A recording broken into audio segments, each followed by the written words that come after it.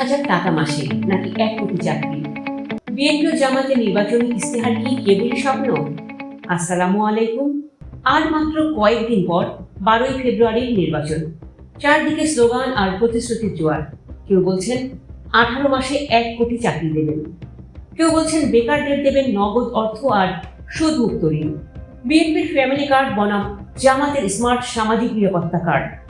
এই লড়াইয়ে ভোটাররা কি আসলেই লাভবান হবেন, নাকি এসব প্রতিশ্রুতি কেবলই ভোট পাওয়ার কৌশল?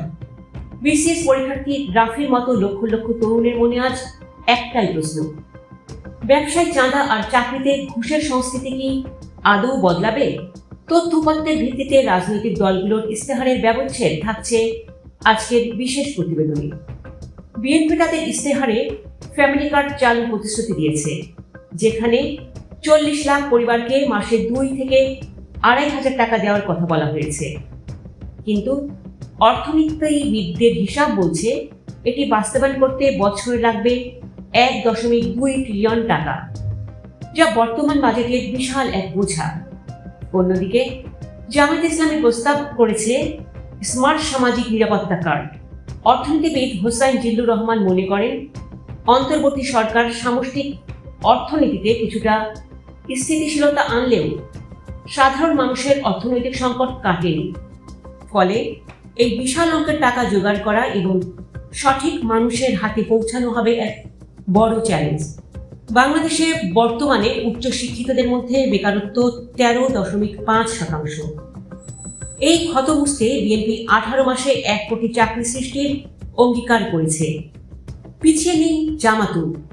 তারা 5 বছরে 1 কোটি তরুণকে প্রশিক্ষণ ও 50 লাখ চাকরির সংযোগ দেওয়ার কথা বলছে। কিন্তু বিশেষজ্ঞরা বলছেন 1 কোটি চাকরি সৃষ্টি করতে হলে দেশের জিডিপি প্রবৃদ্ধি হতে হবে অন্তত 8 থেকে 10%। বর্তমানে 4-5% প্রবৃদ্ধি নিয়ে এই প্রতিশ্রুতি বাস্তবায়ন করা পাহাড় সম কঠিন এক কাজ। ব্যবসা বাণিজ্যে গতি আনতে জামায়াত কর্পোরেট কর 19% এবং ভ্যাট 10% নামানোর প্রস্তাব দিয়েছে। বিএনপি ব্যবসা বান্ধব সংস্কারের কথা বলছে, কিন্তু বিসিএস পরীক্ষার্থী মোহাইমিনুল রাফির মতো তরুণদের কাছে বড় প্রশ্ন হলো, প্রতিশ্রুতি কি কেবল কাগজে কলমে থাকবে? ব্যবসায় চাঁদা আর চাকরিতে স্বজনপ্রীতি বন্ধ না হলে কোনো সংস্কারই টেকসই হবে না। জুলাই অভ্যুত্থানে যারা রক্ত দিয়েছে তারা চায় মেধাভিত্তিক একটি স্বচ্ছ নিয়োগ প্রক্রিয়া। বাজেট বাড়ানো সম্ভব, কিন্তু মানসিকতা পরিবর্তন কি সম্ভব? রাজনৈতিক দলগুলো কি পারবে তাদের কর্মীদের চাঁদাবাজি ও সিন্ডিকেট থেকে দূরে রাখতে? 12ই ফেব্রুয়ারি নির্বাচনে জয়ী হওয়া দলের জন্য সবচেয়ে বড় চ্যালেঞ্জ হবে আকাশ ছোঁয়া মূল্যস্ফীতি নিয়ন্ত্রণ আর শিক্ষিত বেকারদের কর্মসংস্থান। আপনার কি মনে হয়, বিএনপি নাকি জামায়াত, কার অর্থনৈতিক পরিকল্পনা বেশি বাস্তবসম্মত? কমেন্টে আপনার মতামত জানান।